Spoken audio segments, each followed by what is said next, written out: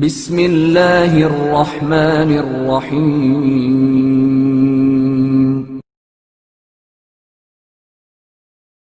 ظلم کیے بغیر ظالم کی ملازمت مشکل۔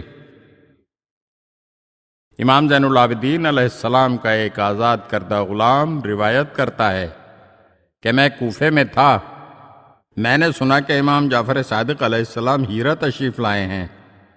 میں ان کی خدمت میں حاضر ہوا اور ان سے درخواست کی، آپ داؤد بن علی یا حکومت کے کسی اور عہدیدار سے میرے متعلق سفارش کر دیں کہ مجھے کسی علاقے کا والی مقرر کر دیا جائے۔ آپ علیہ السلام نے میری خواہش سن کر فرمایا، ایسا ممکن نہیں ہے، میں تمہاری سفارش نہیں کروں گا۔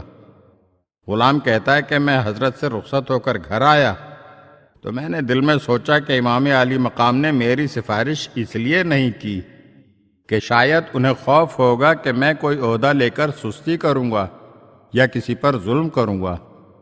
میں دوسرے دن امام عالی مقام کی خدمت میں پھر حاضر ہوا اور عرض کیا، آپ نے میری سفارش کسی ممکنہ سستی اور ظلم کے خوف سے نہیں کی، بہرحال میں آپ کو یقین دلاتا ہوں کہ مجھ سے کسی طرح کی کوئی غفلت اور ظلم سرزد نہ ہوگا۔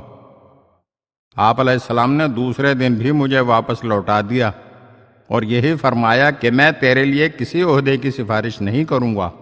میں تیسرے دن پھر امام عالی مقام کی خدمت میں حاضر ہوا اور عرض کیا، آقا، اگر میں کسی پر ظلم کروں تو میری بیوی کو طلاق ہو جائے اور میرے تمام غلام آزاد ہو جائیں۔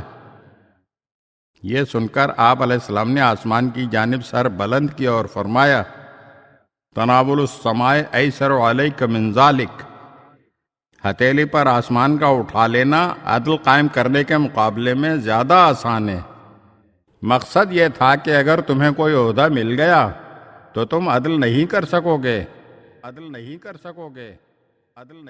اگر آپ ہمارے چینل کی نئی ویڈیوز دیکھنا چاہتے ہیں تو ہمارے چینل کو سبسکرائب کریں اور گھنٹی کے بٹن کو دبائیے تاکہ ہر آنے والی ویڈیو آپ کو جلد موصول ہو سکے۔ اور ہاں، لائک اور شیئر ضرور کیجیے اور اپنے قیمتی کمنٹ سے ہمیں آگاہ کیجیے۔ شکریہ۔